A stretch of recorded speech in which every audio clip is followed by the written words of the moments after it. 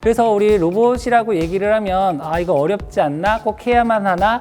이런 것들을 많이 얘기를 할 텐데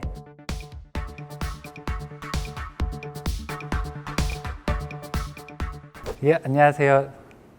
메카트로닉스과 교수 박성배라고 합니다. 여러분 이렇게 동영상으로 만나 뵙게 돼서 너무 영광이라고 생각을 하고요. 오늘 할 주제에 바로 얘기를 하도록 하겠습니다. 오늘 할 주제는 인공지능 기반의 무인 자율주행 로봇 차량에 대해서 여러분께 얘기를 하려고 하고 있습니다. 우리가 로봇이 뭔지 이론적으로 얘기를 하려고 하고 있고요. 그 다음에 우리가 흔히 로봇이 자율주행 자동차에 포함이 되냐 안 되냐를 많이 얘기를 하는데요. 저는 오늘 강의에서는 로봇 자율주행 자동차가 로봇에 포함되어 있는 형태로 강의를 하려고 하고 있습니다. 그 다음에 그 인공지능 안에서 무인 자율주행 차 안에서는 모든 알고리즘이 이제 다 유기적으로 돌고 있는데 그 중에 가장 핵심은 인공지능으로 이제 자율주행이 가능하기 때문에 그걸 여러분께 아주 기초적으로 설명을 드리려고 하고 있습니다. 그 다음에 세 번째로는 인공지능으로 할 수 있는 것들 여러 사례들을 얘기를 하려고 하고 있고요. 그 다음에 마지막으로는 그 인공지능으로 여러분들 가장 쉽게 해볼 수 있는 오브젝트 디텍션에 대해서 설명을 하려고 하고 있습니다. 그래서 먼저 지능형 로봇이라고 얘기를 하는 거는 우리가 인지와 판단, 행동을 모두 할 수 있는 형태를 우리가 로봇이라고 얘기를 많이 합니다. 그래서 우리 로봇이라고 얘기를 하면 이거 어렵지 않나? 꼭 해야만 하나? 이런 것들을 많이 얘기를 할 텐데 우리 한번 여기 그래프를 보게 되면 스타트업에서 하고 있는 로봇의 수가 기하급수적으로 늘고 있죠. 20개씩 늘고 있고 그 다음에 투자액조차도 어떻게 되겠어요? 15조 원으로 가면 갈수록 늘어나고 있어요. 그래서 저희 학생들한테 이제 얘기를 하는 게 코로나19를 이제 많이 얘기를 하면서 비대면으로 많이 확대되고 있죠. 모든 수업들이며 모든 업체들이 그런 비대면 쪽으로 많이 가고 있는데 그렇게 비대면으로 하려면 로봇이 그 한 축을 이루게 됩니다. 그렇기 때문에 학생들한테 이 로봇 분야에 대해서 많이 공부를 하고 배우라는 입장에서 많이 설명을 하고 있죠. 그럼 우리가 로봇의 어떤 구조를 간단하게 설명을 할 수 있을 텐데 그 로봇에서는 우리가 환경을 인지할 수 있는 센서가 그 주축이 이루고 있어요. 그리고 그 주축에는 또 다른 게 하나가 그 인지했으면 판단을 내려주고 제어를 해야 되는데 그걸 제어하는 거 우리는 컨트롤러라고 얘기를 하고 있습니다. 그 컨트롤러라고 얘기를 하는 거는 수만 가지 알고리즘으로 존재를 하는데 우리가 이제 다룰 거는 인공지능 기반의 어떤 제어 로직을 얘기를 하려고 하고 있고요. 그 다음에 액추레이터라고 얘기를 해서 우리가 어떤 걸 인지를 하고 판단을 했으면 우리는 출력으로 뭔가를 내보내서 움직여줘야 되겠죠. 그렇죠? 그런 움직여서 내보내주는 것들을 모두 액추레이터라고 얘기를 합니다. 그래서 이 세 가지를 다 연결해가지고 만들어지는 것들이 우리 메커니즘이라고 얘기를 하는데 그 메커니즘을 가지고 우리는 통체적으로 다 이제 로봇이 하는 주요 역할이라고 할 수 있겠죠. 네, 그러면 우리 자율주행 로봇에 어떤 종류가 있는지 한번 쭉 살펴볼까요? 그러면 한번 첫 번째 그림을 보면은 우리 이마트 많이 쇼핑을 많이 하죠. 이마트에서 쇼핑을 많이 하는데 그 쇼핑에서 우리 무거운 짐을 카트를 막 끌고 다니죠. 그러려면 힘들잖아요. 그래서 이마트에서 하려고 하는 게 지금 그림에서 보는 것처럼 뒤에 날 계속 따라다니는 로봇이 물건을 같이 실어주고 하는 것들을 같이 이마트에서 로봇을 만들려고 하고 있습니다. 현재 저거는 현재 나와 있는 모델이고요. 그 다음에 배달의 민족 우리 앱사이트 앱으로 해가지고 배달의 민족 그 배달 많이 시켜 먹죠. 그렇죠? 그래서 배달의 민족 역시 배달 로봇을 만들어서 운영을 하고 있습니다. 우리 여기 강의하고 있으면 여기 학생들한테 항상 이제 얘기를 하는 게 그러면 우리 자율주행 로봇도 그러면 현재 운행이 되고 있는지 안 되고 있는지를 한번 물어보는 경우가 있거든요. 그래서 여러분 아마 판교에 가시면 판교에 자율주행 버스가 실제로 운행을 하고 있어요. 그래서 관제탑이 있고 그 자율주행 로봇이라는 그 버스가 그 운행을 하면서 사람을 태우고 그다음에 기사는 없겠죠. 운전기사는 없이 실제로 운행을 하고 있습니다.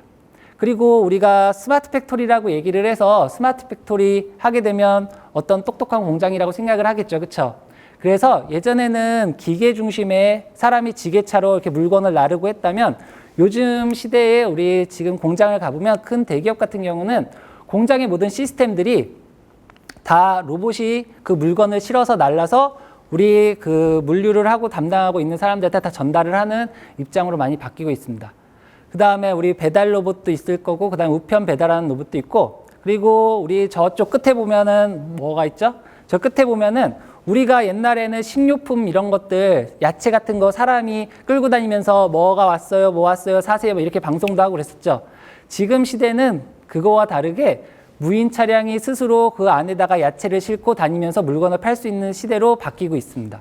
그러면 운전을 하기보다는 운전을 할 수 있는 로봇을 만드는 게 나한테 미래에 더 좋은 역할을 할 수 있겠죠.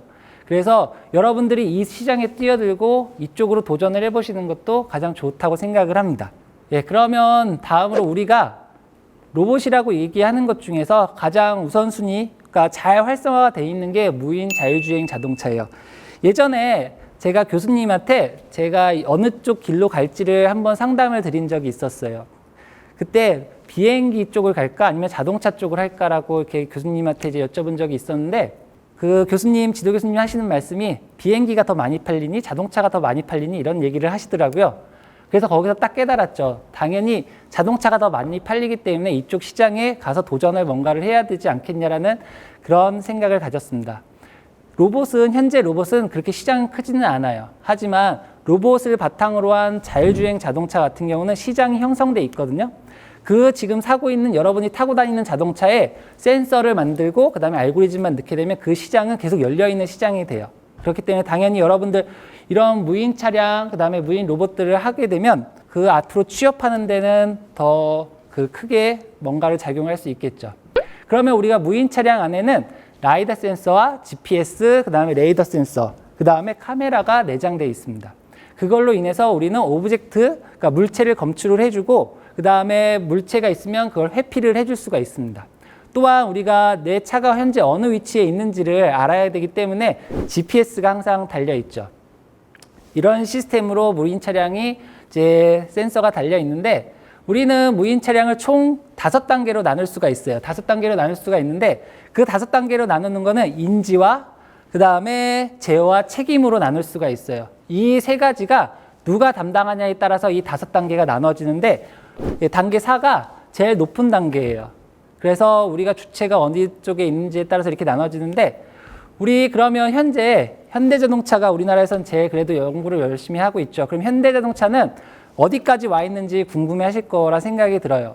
최근에 CES쇼나 이런 이제 2019년도 이때쯤 현대자동차가 가전 박람회에 나갔는데 4단계까지 다 완성해가지고 주행을 했었습니다.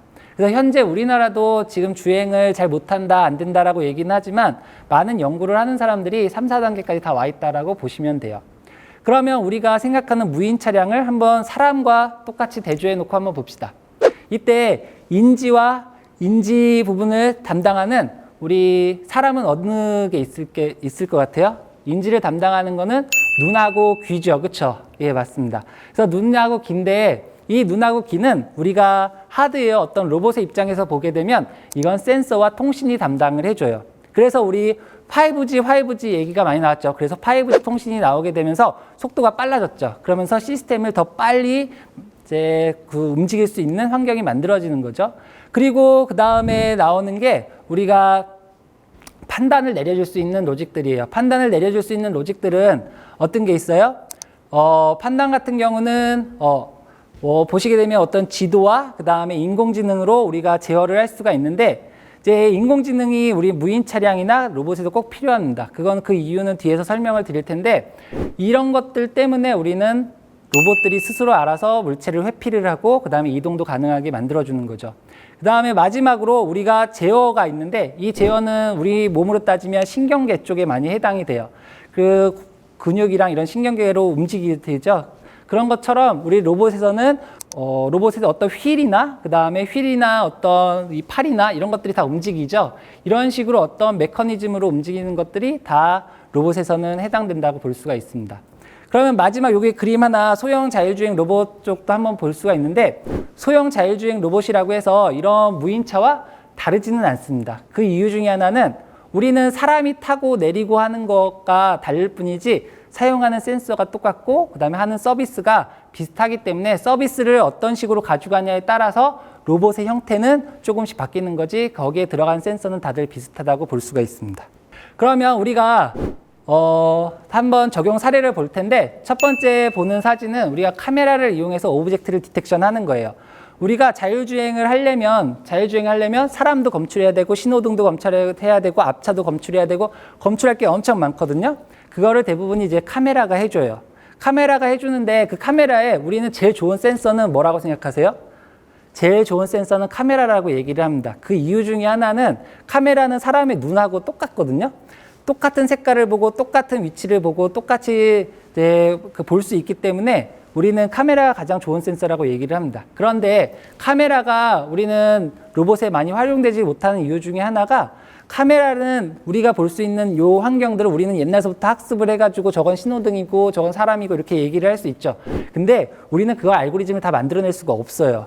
그래가지고 그 옆에 보시면 우리가 라이다를 이용해서 이제 검출하는 센서가 있습니다. 저 라이다 센서 같은 경우는 우리가 쉽게 한 여기 정도가 100m, 200m 이렇게 판단을 할 수 있지만 카메라에서는 그걸 판단하기는 어렵죠. 그래서 라이다를 센서를 통해서 보시는 것처럼 사람이 위치가 어느 만큼의 거리에 있는지 그다음에 주변에 뭐가 있는지를 판단을 쉽게 내려줄 수가 있어요. 그래서 우리가 로봇의 대부분이 다 라이다 센서를 하나씩 장착을 하고 있습니다. 그런 카메라를 사용을 안 하고요. 그 다음에 그 배달을 해줄 수 있는 로봇이 하나가 보일 거예요. 예전에 사람이 그래도 자율주행을 다 해서 갔다면 이제 자율주행이 끝이 아니에요. 거기에 로봇이 내려서 물건을 실어가지고 어떤 사람의 집 앞에까지 이렇게 갖다 주는 형태로 이제 바뀌었어요. 그러면 우리가 하나 질문을 할 수 있는데 그러면 로봇은 타고 내리는데 어려움이 없을까요? 제일 어려운 게 그겁니다. 로봇은 걸어 다니는 것보다 타고 내릴 때 무게 중심이 바뀌기 때문에 그게 제일 어려운 포인트예요. 그래서 그런 거를 할 수 있는 대회가 따로 있습니다. 그리고 현대자동차에서 만든 택시형 로봇을 하나 볼 텐데요. 저 택시형 로봇 같은 경우도 우리는 여태까지 주행만 생각을 했죠. 주행만 생각을 했었는데 지금은 저렇게 계단이 있으면 그 계단에 관절이 있는 로봇이 그만큼 위로 올려가지고 이제 사람을 태울 수 있는 형태로 발전을 하고 있습니다. 이런 형태로 우리는 자율주행 차량이 이제 로봇 형태로 많이 바뀌는 추세로 변하고 있죠. 그러면 우리는 이제 제어를 하나를 보려고 해요. 제어 쪽을 보려고 하는데 그 부분이 하나가 인공지능입니다.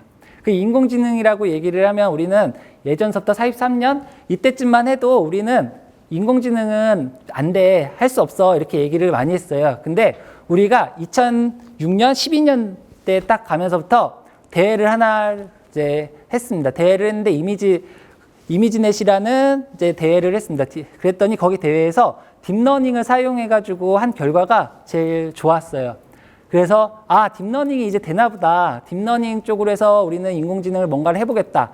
해가지고 우리는 쭉 연구를 진행을 했죠. 쭉 연구를 진행했더니 어떻게 했어요? 2016년도에 우리가 다들 알고 있는 구글의 알파고가 사람을 이겼죠. 그렇죠? 그래서 현재는 여기까지 와 있습니다. 그렇게 와 있는 이유 중에 하나는 우리가 알고리즘이 그만큼 좋아졌던 게 첫 번째고요. 두 번째가 우리가 컴퓨터 성능이 너무 좋아졌어요. 우리가 10년 전에 2010년도에 쓰던 컴퓨터랑 지금 쓰는 컴퓨터를 한번 놓고 봤을 때 지금 쓰는 컴퓨터가 엄청 좋아졌죠. 우리가 데이터를 학습하려면 수많은 센서들이 필요했고 그 센서들의 정확도가 엄청 좋아야 됐었는데 그 센서가 지금 요즘 너무 좋아졌어요. 그래서 데이터 정확도가 너무 많고 그 다음에 서버에다 데이터도 다 실어보낼 수 있을 정도로 데이터들이 너무 넘쳐났어요. 그래서 2016년도부터 데이터의 증가량이 확 증가했죠. 그렇죠? 그래서 우리는 딥러닝이 가능할 수밖에 없었습니다. 그러면 우리가 딥러닝이라고 얘기하는 얘는 도대체 뭔지를 한번 생각을 해보면 세 부분으로 나눌 수가 있어요. 지도학습, 비지도학습, 강화학습으로 나눌 수가 있는데 우리가 지도학습이라고 얘기하는 이 학습 방법은 정답을 사람이 다 매겨놔요. 그래가지고 학습을 막 시켜요. 그래서 맞았냐 틀렸냐의 정답을 보고 학습을 시키는 걸 우리는 지도학습이라고 얘기를 하고 비지도학습은 정답을 주지를 않아요. 정답을 주지도 않은 상태에서 너 어떻게 분류해봐 이렇게 냅두거든요. 그럼 지가 알아서 막 수학적인 방법을 위해서 다 분류를 해내요. 그렇게 하는 방법이 이제 비지도학습이에요. 마지막에 강화학습 같은 경우는 얘가 애초에 데이터도 주지도 않아요. 그냥 얘가 문고리 하나를 따려고 막 노력을 하죠. 그러면서 데이터를 막 생성을 해요. 그래서 문을 땄어요. 그러면 사용자가 너 잘했어 하면서 이렇게 사탕을 하나 줘요. 이런 식으로 계속 사탕을 잘했을 때마다 사탕을 주면서 얘가 학습을 하는 거를 우리는 강화학습이라고 얘기를 합니다. 그래서 총체적으로 얘기하면 인공지능은 빅데이터는 무조건 있어야 되고 그 다음에 머신러닝 기반의 학습이 필요한 거고 그거와 플러스 딥러닝이라는 학습 방법이 필요합니다. 그래서 요거를 우리는 이제 인공지능이라고 얘기를 하죠. 그래서 인공지능에서 할 수 있는 게 우리는 지식추론 기술, 그 다음에 언어지능 기술, 그 다음에 이미지 영상을 이용한 데이터 기반의 시각지능으로 나눌 수가 있습니다. 그래서 지식추론 기술이라고 얘기하는 거는 언어나 이미지를 분석을 해서 결과를 얘가 스스로 도출해내는 것들을 지식추론 기능이라고 얘기를 하고요. 그다음에 언어지능 기술이라고 얘기를 하는 거는 우리 방송에서 내가 말하지 않아도 내 목소리와 똑같이 얘기하는 아나운서 보셨죠? 그렇죠? 그렇게 언어와 그다음에 언어를 인식해서 하는 것들을 언어지능 기술이라고 얘기를 합니다. 그다음에 이미지 기반의 시각지능 같은 경우는 아까 잠깐 보셨던 것처럼 요거는 자동차고 이거는 오토바이고 이거는 헬멧이고 이렇게 하는 것들, 이렇게 찾아내는 것들을 우리는 오브젝트 디텍션이라고 하고 시각지능이라고 얘기를 합니다. 그 다음에 많이 얘기를 하는 게 그다음에 사진을 하나를 놓고 그다음에 그걸 분석을 하는 형태가 있어요. 그래서 분석해서 얘는 오토바이를 어떤 모래에서 타고 있다 뭐 이런 식으로 다 그 이미지를 보고 분석을 할 수가 있어요. 그것도 다 인공지능에서 AI가 할 수 있는 거죠. 그 다음에 겐이라는 이제 학습을 할 수 있는 방법이 있는데 이미지의 영상을 내가 원하는 다른 형태로 바꿔줄 수가 있어요. 또는 영상을 보는 것처럼 고화질로 만들 수도 있습니다. 이런 것들을 다 인공지능에서 할 수 있는 거죠. 그러면 우리가 이제 마지막으로 우리 하나는 알고 이제 재밌게 가고 싶어서 여기 디텍터라는 걸 집어넣는데 우리 디텍터 알고리즘이라고 얘기하는 건 아까 헬멧은 여기 있고 그 다음에 오토바이는 여기 있고 하면서 오브젝트를 찾았죠. 그래서 우리는 오브젝트를 찾는 방법이 두 종류가 있어요. 하나는 이미지를 분류해내는 게 있고 그 다음에 그 이미지가 어디 위치에 있는지를 찾아내는 두 가지 방법이 있습니다. 그러면 그 두 가지 방법 중에 하나씩 따져보게 되면 하나만 물체를 검출해낼 수 있는 싱글이라는 게 있고요. 그 다음에 여러 개를 다 검출해낼 수 있는 멀티가 존재를 합니다. 그래서 우리는 디텍터는 싱글 디텍터가 있고 그 다음에 멀티 디텍터가 있습니다. 예, 그러고 우리는 지금 어떤 이 디텍션, 오브젝트 디텍션을 연구하는 연구자들이 딱 두 가지 종류로 또 분류를 해냈어요. 그게 원 스테이지 디텍터와 그다음에 투 스테이지 디텍터가 있습니다. 원 스테이지 디텍터는 아까 위치를 찾고 그다음에 그 위치에 있는 게 무엇인지를 찾아내는 분류가 한 번에 이루어지는 게 원 스테이지 디텍터라고 얘기를 하는 거고 투 스테이지 디텍터라고 얘기하는 거는 분류 한번 끝내고 나서 그다음에 여기 위치가 어디 있는지를 이렇게 각각 찾아내는 알고리즘이 네트워크가 따로 분류되어 있는 것들을 우리는 투 스테이지 디텍터라고 얘기를 합니다.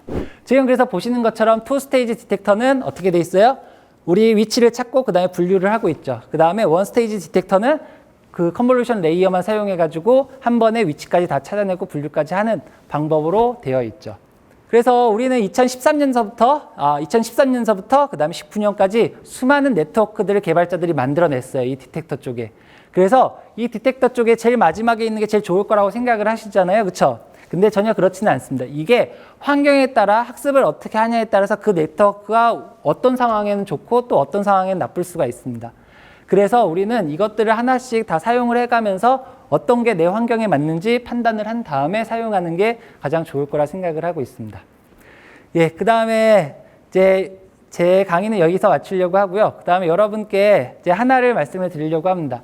그거는 요 책에 나온 것처럼 책을 쭉 읽어보시면 여러분 새로운 거에 도전을 하고 어려움을 많이 겪을 거라 생각을 하고 있습니다. 이걸 내가 왜 해야지? 10년 후에 내가 이걸 먹고 살 수 있을까? 먹고 사는데 아무 지장이 없을까? 라는 생각을 많이 할 텐데 우리는 그걸 생각하기보다는 도전을 먼저 하고 그 도전에 따른 결과를 언제나 좋게 생각을 받아들일 수 있는 자세가 필요할 것 같아요.